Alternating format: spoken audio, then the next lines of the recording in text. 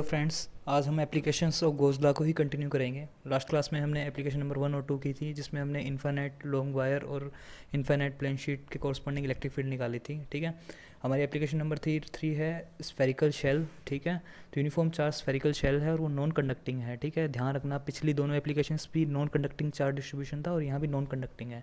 Conducting charge distribution का हम जो नेक्स्ट वीडियोज़ हैं उनमें कंडक्टर्स के बारे में पढ़ेंगे, तब डिस्कस करेंगे। तो नॉन कंडक्टिंग का मतलब है चार्ज मूव नहीं कर रहा, कंडक्ट नहीं कर रहा। ठीक है, तो नॉन कंडक्टिंग स्फेरिकल शेल है जिसका रेडियस आर और चार्ज क्यू गिवन है। तो उसके कॉरस्पॉन्डिंग हमें गोज़ला की हेल्प से इलेक्ट्रिक फील्ड निकालना है। तो हम डेरिवेशन नहीं करेंगे, डायरेक्ट रिजल्ट देखेंगे। तो इसमें जो 3 रिजल्ट्स आ रहे हैं इलेक्ट्रिक फील्ड के, वो अलग अलग रीजन्स पे हैं। रीजन 1 इनसाइड के अंदर ले लेते हैं, रीजन 2 हम आउटसाइड के अंदर ले लेते हैं और रीजन 3 हम उसके सरफेस पे ले लेते हैं। तो तीनों पे हमारा गोजियन सरफेस लेंगे अलग अलग। तो रीजन 1 पे गोजियन सरफेस इस तरह से, रीजन 2 पे यहाँ पे आ जाएगा। ठीक है, और रीजन 3 पे गोजियन सरफेस इस तरह से आ जाएगा। तो हमें गोजियन सरफेस से क्या होगा, वो स्फेरिकल शेल ही होगा। तो गोजियन सरफेस की कंडीशन सेटिस्फाई करेगा, तो उसके कॉरस्पॉन्डिंग हमारा जो इलेक्ट्रिक फील्ड आएगा, तो हमारे रीजन 1 जो इनसाइड के अंदर है आर, जिसमें हम आर वेरिएबल एक रेडियस ले लेते हैं, स्मॉल आर। ठीक है, तो हमारी जो अगर स्मॉल आर की वैल्यू कैपिटल आर से कम है, तो मतलब वो पॉइंट इनसाइड के अंदर है, तो इनसाइड के अंदर इलेक्ट्रिक फील्ड हमारा 0 आ रहा है। ठीक है, गोज़ला से भी देख सकते हैं क्योंकि वो कंसेंट्रिक शेल के अंदर चार्ज 0 है। ठीक है, दूसरा पॉइंट कि अगर हमारा ये स्मॉल आर कैपिटल आर से ज़्यादा है, मतलब पॉइंट आउटसाइड के अंदर है और आर कैपिटल आर से ज़्यादा है, तो हमारा जो इलेक्ट्रिक फील्ड आएगा वो आएगा के क्यू डिवीजन बाय में आर स्क्वेयर। ठीक है, स्मॉल आर स्क्वेयर। तो ये जो वेरिएशन होगा 1/r² वेरिएशन होगा, तो आर बढ़ेगा तो इलेक्ट्रिक फील्ड घटेगा। सिमिलरली हमारा सरफेस के ऊपर कितना होगा, तो इसी वैल्यू के अंदर हम स्मॉल आर की वैल्यू कैपिटल आर कर देंगे। मतलब ये स्मॉल आर की वैल्यू अगर कैपिटल आर हो जाएगी तो इतनी हो जाएगी, तो क्या होगा, इलेक्ट्रिक फील्ड इस पॉइंट पे आ जाएगा और वो आएगा के क्यू डिवीजन बाय में कैपिटल आर स्क्वेयर। तो ये एक क्या कांस्टेंट वैल्यू है, देख रहे हो आप, क्यू और कैपिटल आर कांस्टेंट वैल्यू है और ये वेरिएबल है आर स्क्वेयर की फॉर्म, 1/r² की फॉर्म में वेरी कर रहा है। ठीक है, तो हम देख भी सकते हैं वेरिएशन ई और स्मॉल आर का, कि अगर हमारा small R point capital are से ज़्यादा है तो वेरिएशन हमारा कितना है, 1/r² की फॉर्म में है। और आर के ऊपर जो हमारी वैल्यू है वो इलेक्ट्रिक फील्ड की, वो कितनी है, कांस्टेंट वैल्यू है के क्यू डिवीजन बाय में आर स्क्वेयर, ये रही। और इनसाइड के अंदर जो स्मॉल आर की वैल्यू अगर कैपिटल आर से कम है, तो इस केस के अंदर value E is equal to 0 है।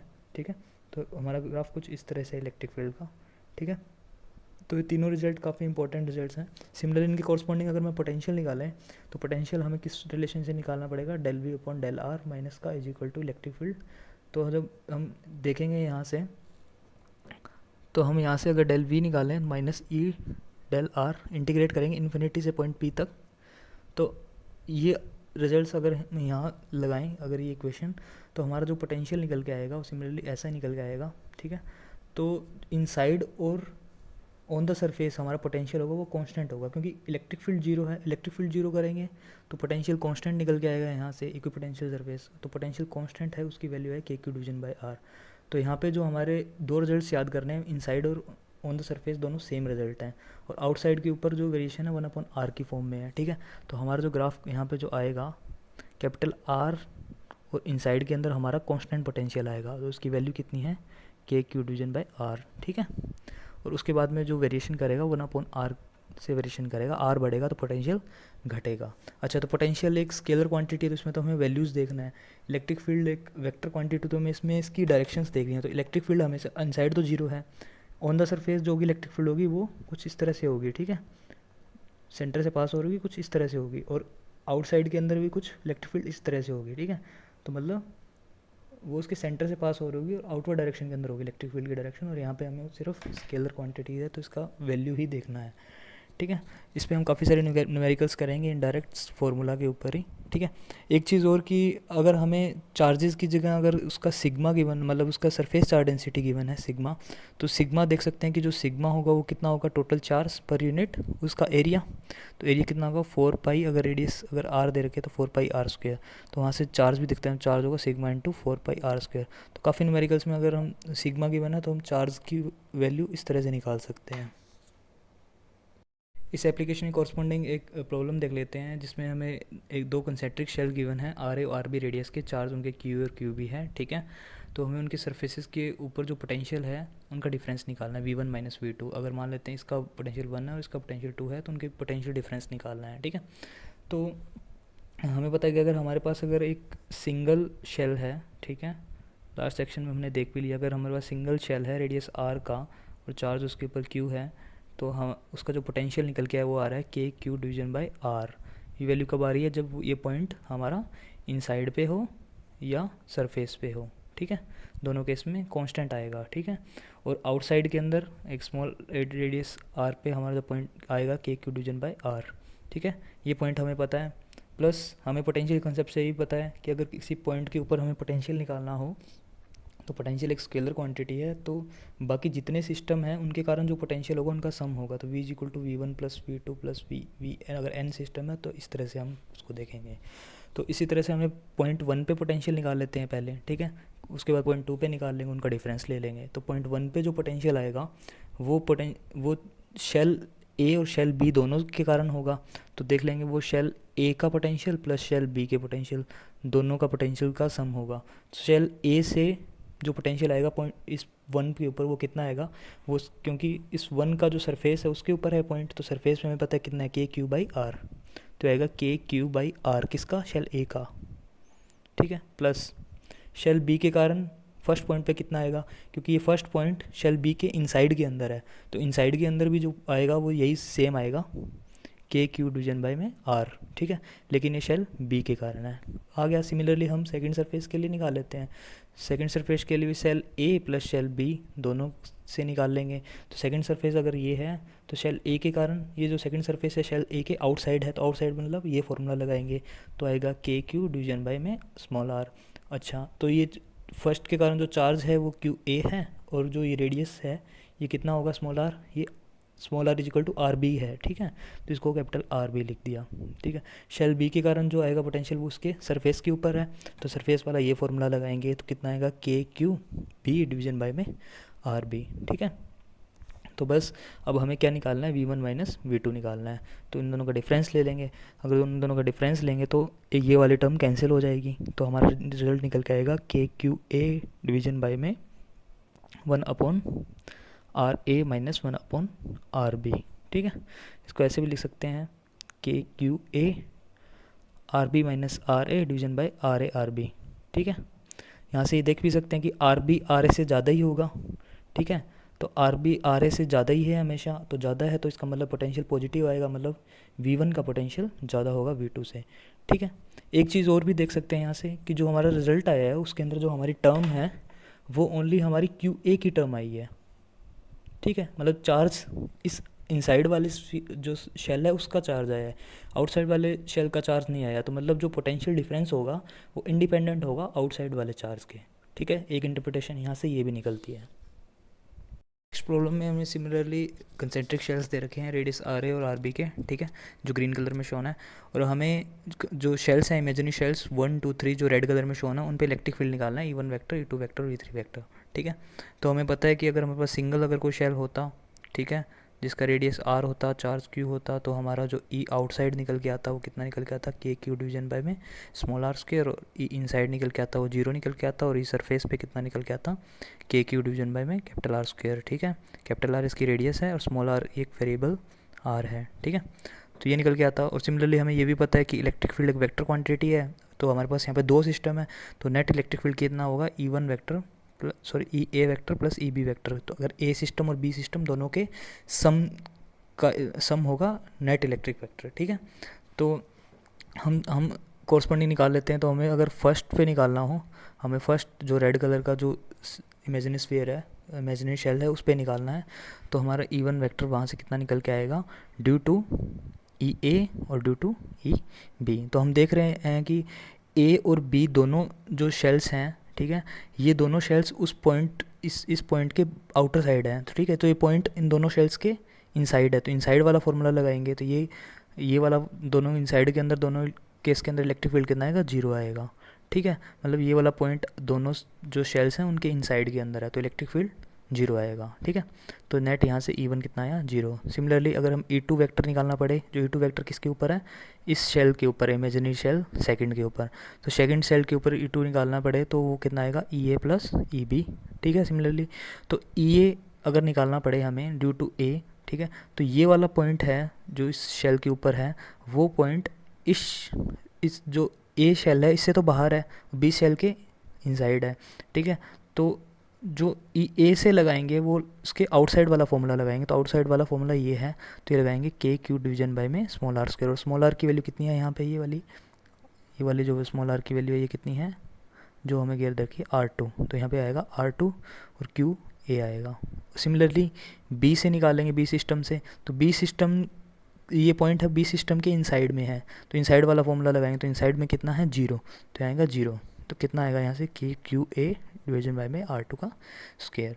सिमिलरली अगर हम थर्ड पॉइंट या थर्ड इमेजिनरी शेल के ऊपर देखें तो E3 वहाँ से कितना आएगा, दोनों EA और EB के कारण आएगा, और हम ये देखेंगे ये पॉइंट है और ये शेल है वो दोनों सिस्टम के बाहर की साइड है, तो हम बाहर वाला फॉर्मूला लगाएंगे, आउटसाइड वाला, ये वाला ही, तो कितना आएगा k q division by r square plus k q division by में आर स्क्वायर।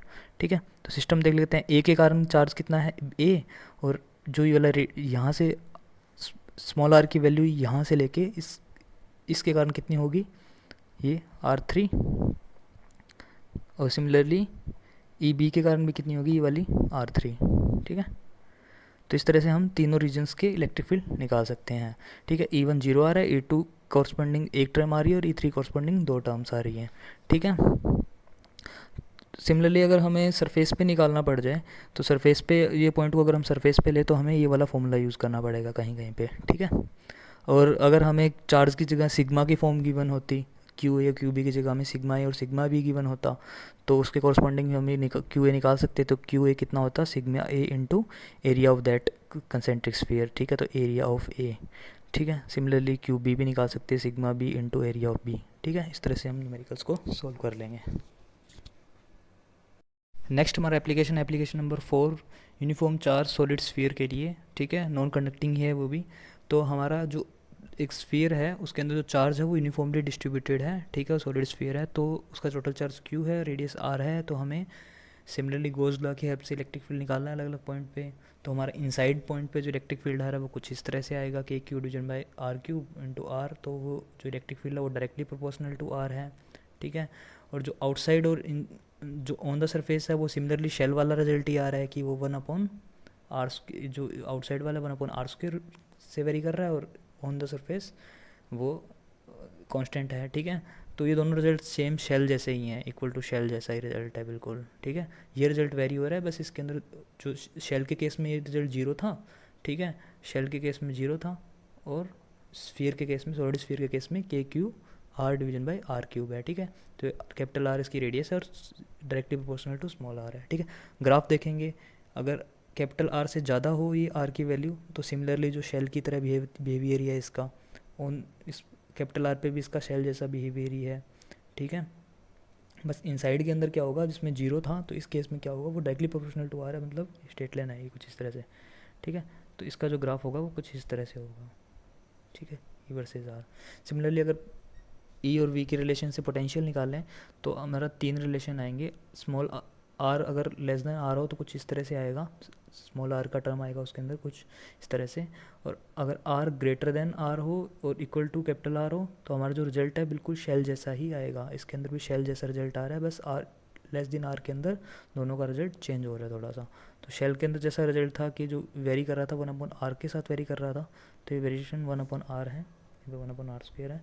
ठीक है, और सिमिलरली इनसाइड के अंदर बस क्या होगा, इनसाइड के अंदर शेल के केस में कांस्टेंट था, लेकिन यहाँ पे क्या हो रहा है, कुछ इस तरह से वेरिएशन कर रहा है ये। ठीक है, तो इसका जो पैराबोलिक फॉर्म है वो कुछ यहाँ से निकल के आ रहा है।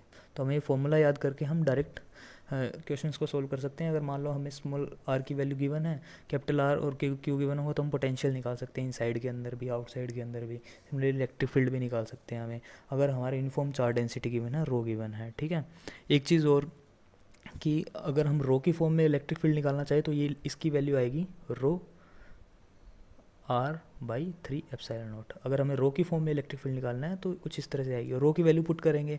ठीक है, टोटल चार्ज पर यूनिट, ठीक है, वॉल्यूम, तो जो वॉल्यूम ये वाली पुट करेंगे तो रिजल्ट यही आएगा। तो इन दोनों का फॉर्म है एक प्रकार से ही।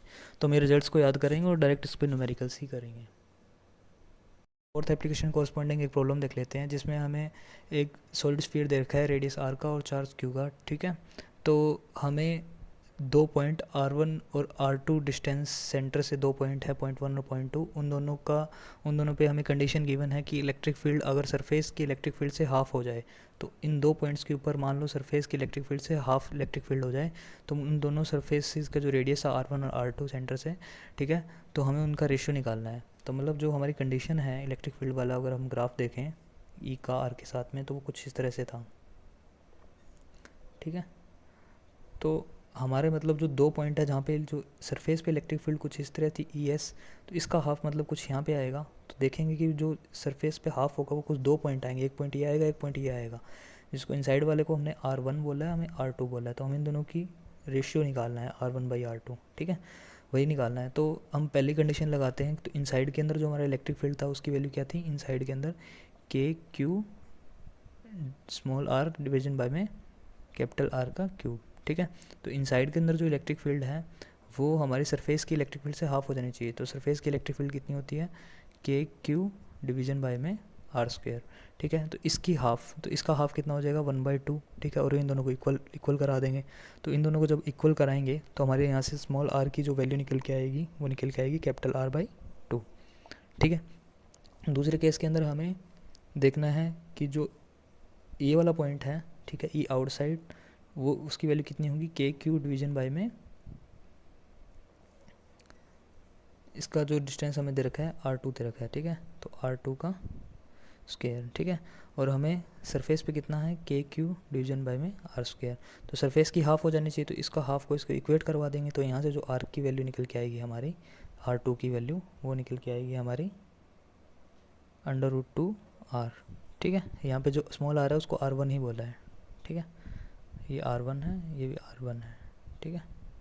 तो यहाँ से R1 और R2 का रेशियो निकल जाएगा हमारा, इन दोनों को डिवाइड कर देंगे तो हमारा जो R1 R2 का रेशियो निकल के आएगा 1/2√2 निकल जाएगा, ठीक है।